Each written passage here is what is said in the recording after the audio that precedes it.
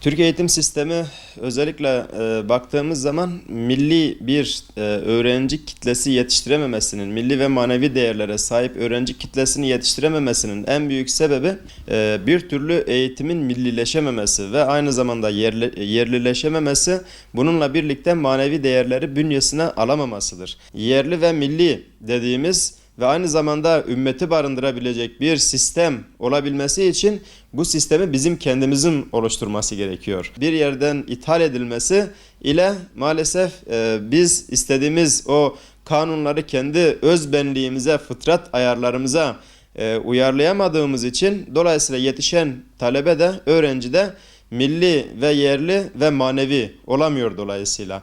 Yani bunun için bizim tam anlamıyla kendimizin, kendi değerlerimizin içinde bulunduğu bir sistem geliştirmemiz gerekiyor.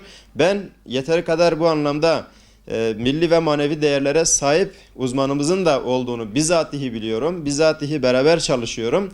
Bu anlamda kendimize yeter olduğumuzu düşünüyorum. Onun için mümkün olduğu kadar kendi uzmanlarımızı bir araya getirerek o birlikte ve karşı ezilmişlik psikolojisiyle değil de rağmen psikolojisiyle, yani her şeye rağmen psikolojisiyle kendi eğitim sistemimizi kurmamız gerekiyor. Tamamen bir eğitim müfredatını bu şekilde biz yeniden dizayn etmemiz gerekiyor. Çünkü bugün baktığınız zaman özellikle kitapların içerisinde materyalist, ateist bir bakış açısı görüyoruz.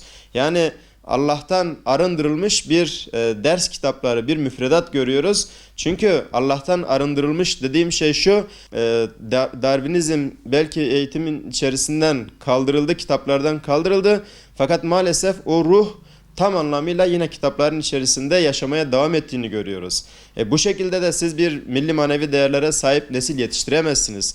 Bu anlamda şunu söylüyoruz, kitapların içerisinde biz bunu raporlaştırmıştık. Hatta Sayın Cumhurbaşkanımıza da göndermiştik aynı şekilde.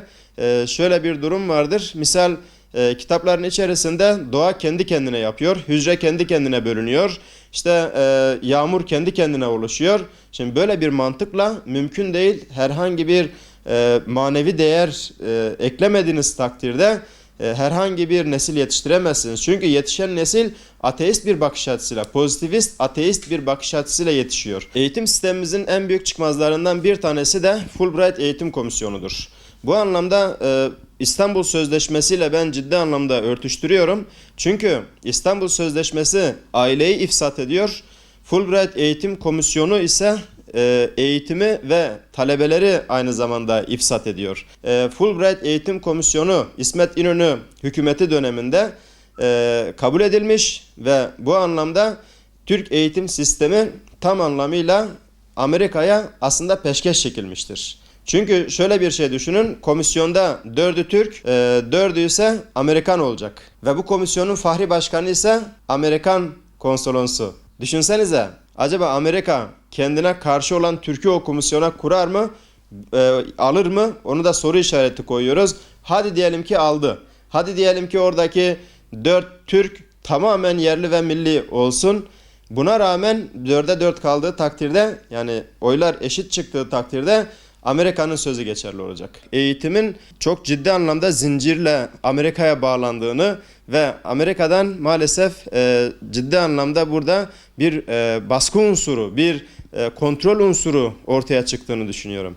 Dolayısıyla Fulbright Eğitim Komisyonu bugün etkin mi değil mi? Milli eğitimden herhangi bir yetkilinin bugüne kadar çıkıp da kardeşim böyle bir şey yok dediğini duymadık. Yani burası kesinlikle irdelenmelidir. Burası araştırılmalıdır. Sayın Cumhurbaşkanı bazı adımlar atıyor. Eğitim ve aile üzerine işte operasyon çekiliyor deniyor ama tabiri caizse gerçekten çözüm isteniyorsa sinek öldürmek değil bataklığı kurutmak gerekiyor. Aileye çekilen operasyonlar uzun vadelidir. Yaklaşık son 200-250 yıldır var ve bunun doğruğa çıkması İstanbul Sözleşmesi ile olmuştur. Eğitime çekilen operasyonlar var. Bunlar da materyalist, pozitivist ve aynı zamanda ateist bir bakış açısıyla hazırlanan o kitaplar en büyük operasyondur. Eğer kendi kendine hücre yönetiyor diyorsa, kendi kendine bölünüyor diyorsa, Allah yoksa çocuğu bu anlamda ateizme, Allahsızlığa itiyor demektir bu eğitim sistemi. Dolayısıyla burada mümkün olduğu kadar şunu yapmak lazım.